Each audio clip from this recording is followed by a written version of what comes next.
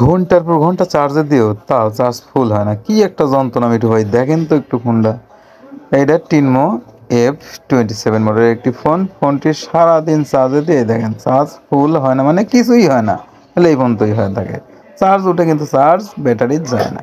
তাই আসেন আমি একটা কালো এই যে ডায়োড একটা তুললাম, এই ডায়োডটা দিয়ে আমি হচ্ছে চার্জিং লাইনটা পার করে দেব। আগে চার্জিং লাইন মেপে দেখলাম 3.3% মতো আর কি উঠে থাকে।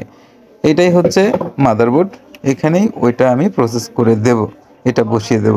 এই পৃষ্ঠে দিয়ে চার্জারের ধরেন পজিটিভ লাইন ঢুকবে, ওই পারে ব্যাটারি কানেক্টরের পজিটিভে বের হয়ে যাবে। জাস্ট এইটুকুই করে দেবেন। এইটুকু না বুঝলে ভাই মেকারি করার দরকার নেই, এত ভাঙ্গি বুঝানি জুলুম।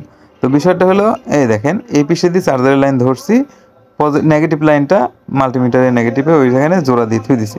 এটাই মেপে দেখলাম প্রায় 4 ভোল্টের উপরে দেখাচ্ছে। তো এটাই এখন আমি এইভাবেই প্রসেস করে দেবো, সুন্দর করে এইভাবে লাগিয়ে নেবেন, তাহলে মাপতে আপনাদের সুবিধা হবে। এই দেখেন আগেই রাং লাগিয়ে নিচ্ছি, এখন ওই মাথাটা শুধুমাত্র ব্যাটারি কানেক্টরের পিছনে যে লাইনটা ওখানে খালি বসিয়ে দেবো।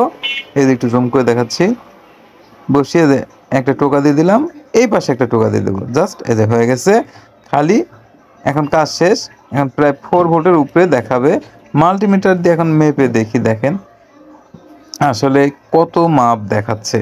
প্রথমত কিন্তু মাপ খুব কম দেখাইছে, প্রায় 2-3% দেখাইছে। অনেক ফোনে দেখায় এরকম, কিন্তু চার্জ উঠে, কিন্তু বয়স হয়ে গেলে অনেক সময় সমস্যা দেখা দেয়, তো এটারও সেই সমস্যাটা দেখা দিছে। তো দেখেন আমি চার্জে দিছি, চার্জ আলার মতো হয় কিনা দেখা যাক। 3-4 মিনিট দিছি, এখন চার্জ 2 দাগ শো করছে, তো শো করবেই, এভাবেই কাজ করবে, সমস্যা নেই, পরে ঠিক হয়ে যাবে।